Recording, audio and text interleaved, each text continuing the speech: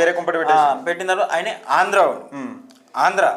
ఆంధ్రాకు సంబంధించిందని అడ్డం పెట్టుకొని ఒక నారాయణగూడ సిఐ భీమిరెడ్డి ఫస్ట్ దోస్తానే చేసింది ఆంధ్రులతోనే వాళ్ళకు లాభం ఎక్కడ వస్తే అక్కడ తెలంగాణ అంటే వీళ్ళ కుటుంబానికి లాభం ఎక్కడ ఉంటే ఆడ ఆంధ్రోడా తెలంగాణ అన్నాడు కాదు.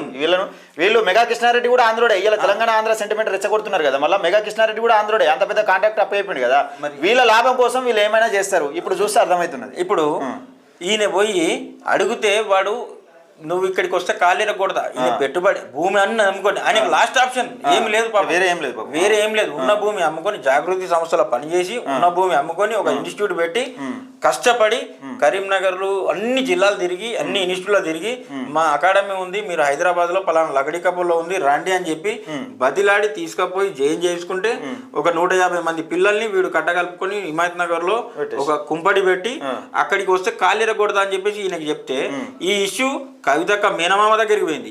ఒక మన కరీంనగర్ లో ఉన్నటువంటి పెద్ద లీడర్ తిరుపతి రావు గారి ద్వారా కూడా సమాచారం పోయింది.